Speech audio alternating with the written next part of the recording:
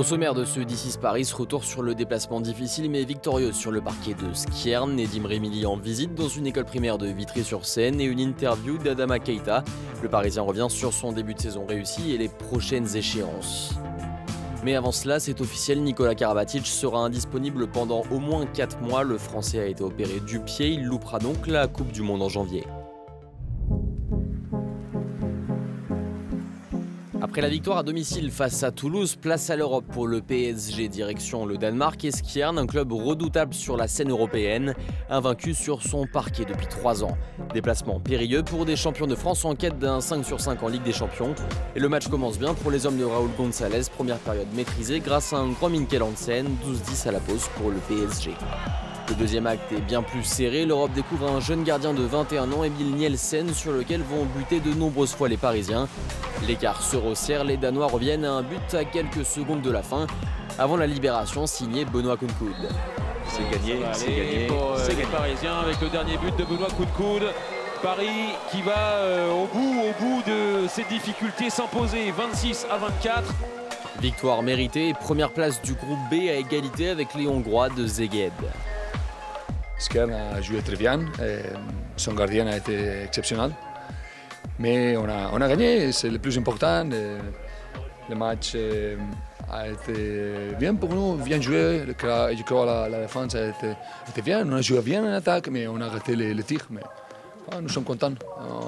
On a gagné et les 2 points viennent à Paris. Le parrain de la fondation Paris Saint-Germain, Nedim Remili, a rendu visite cette semaine à des écoliers de Vitry-sur-Seine au programme Atelier ludique et opposition sur le parquet de l'école primaire. T'as vu ou pas? C'est mon équipe.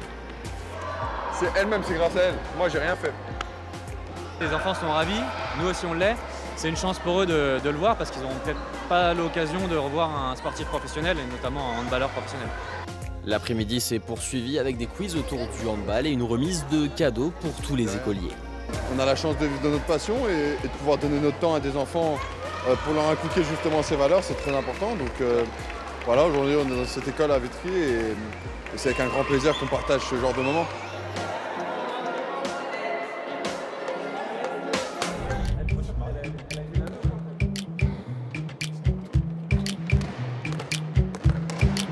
On s'attendait, je pense, à un match très difficile dans leur salle, en plus avec beaucoup de monde, avec un public qui met assez la pression. On sait qu'ils jouent très bien au handball, qu'ils jouent vite et qu'ils ont des très bons joueurs, notamment des shooters de loin.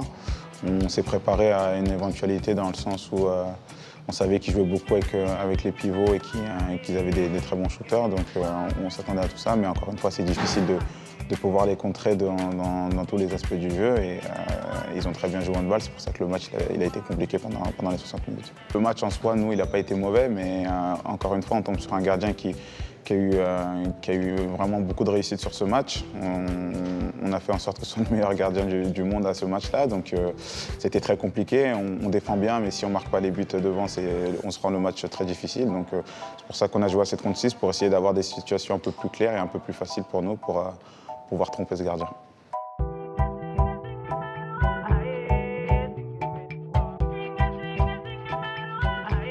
C'est un esprit de groupe qui progresse d'année en année, de mois en mois.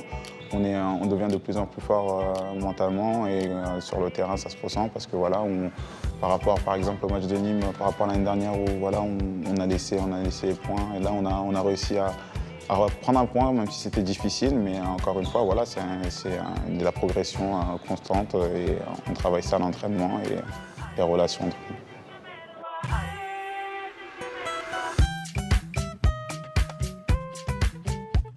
Szeged, c'est une très belle équipe qui joue très bien au handball. C'est un peu dans la même culture qu'a apporté Raúl ici à Paris, donc ça va être qu'il va y avoir des similitudes au niveau du jeu.